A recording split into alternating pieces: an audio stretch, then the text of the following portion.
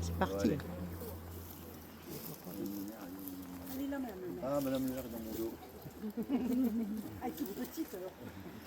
Madame le maire, mesdames, messieurs les élus, messieurs les anciens combattants, mesdames, messieurs les porte-drapeaux, monsieur Daniel Passion, neveu d'Ernest Russe, ici présent pour la cérémonie de commémoration du 103e anniversaire de sa disparition. Mesdames et messieurs, représentant le souvenir français sous l'autorité de monsieur Jean-Pierre Ronvaux du comité Maubeuge Val de Sambre, je vais retracer l'épopée glorieuse de cet enfant du village qui mérite d'être connu de tous. Car le nouveau drapeau, portant les couleurs de notre nation, Ernest les a toujours glorifiés et portés dans son cœur en les défendant ardemment. Ce garçon naît à Maubeuge le 4 avril 1900. Le père était contremaître au tissage de jute Péqueriot et la maman, Aline Herbin, faisait les ménages dans les grandes maisons. Le 26 août 1914, c'est l'occupation de Saint-du-Nord par les troupes allemandes.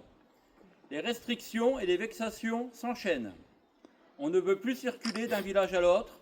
Ernest brave cette interdiction et dès 1914, il se faufile intelligemment au nez et à la barbe de l'occupant pour se rendre en Belgique. Il en ramène du ravitaillement et surtout, à de nombreuses reprises, des paquets de cartes et du courrier de nos prisonniers de guerre. Il confiait alors à monsieur le curé Jean-Baptiste Godard le courrier destiné à Saint-du-Nord. Puis il se mettait en marche pour la même besogne sur étreint. Du haut de ses 14 ans, l'abbé pouvait mesurer son allure décidée et son air franc, peu soucieux des menaces allemandes. Un jour, parti en tête d'un groupe de camarades, il est pris par les gendarmes allemands, mais le reste du groupe arrive à s'enfuir et à fuir cette maudite police. Ernest est alors interrogé, il reçoit des coups de cravache.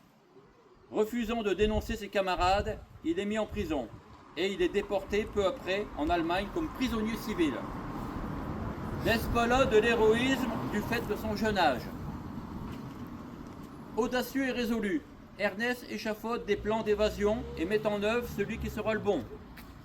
Par un nouvel acte de bravoure patriotique, il s'évade d'Allemagne et arrive, après une multitude d'aventures, à gagner la Suisse, en marchant des nuits et des nuits.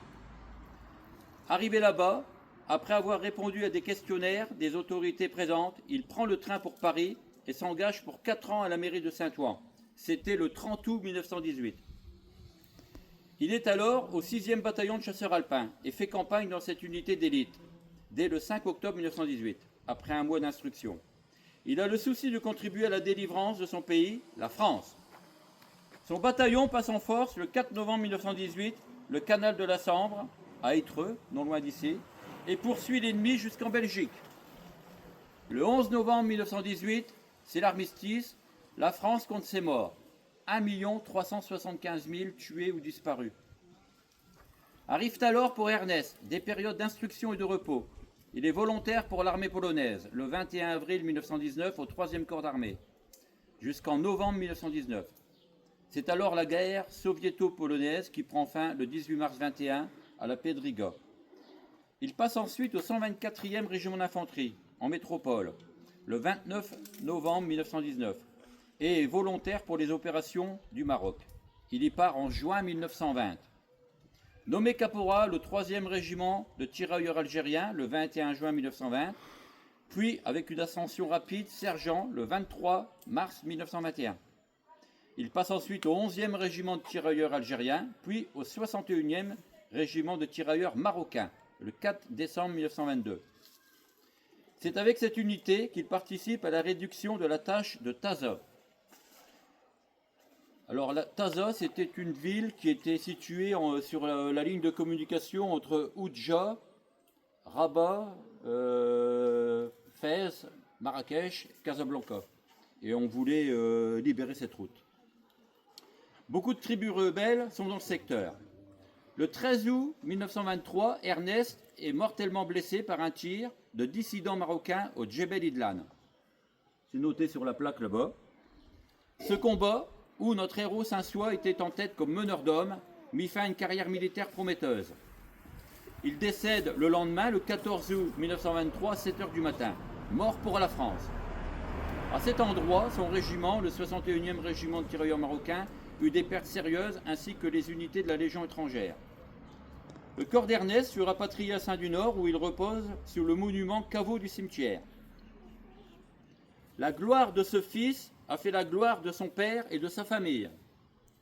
Ernest avait un frère, Abel, et une sœur, Luce, la maman de M. Passion, qui, elle, s'était mariée avec Roger Passion, lui aussi militaire de carrière, héros de guerre au Maroc et de 39-45, chevalier de la Légion d'honneur à titre de guerre.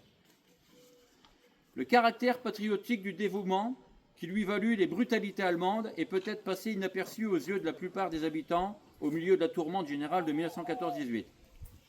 Mais la jeunesse de Saint ne l'avait pas oublié et décida de l'honorer en faisant poser cette plaque commémorative en son honneur et souvenir. Ernest Truss avait un idéal, c'était un grand patriote, un Français, un héros. Son parcours restera un exemple pour les jeunes de son époque. Se rendre utile et ne pas subir était sa devise. Les Saint-Sois peuvent être fiers d'Ernest Truss, l'un des leurs, et lui rendre hommage en perpétuant les valeurs du patriotisme et de l'amour de la France. Vive la France!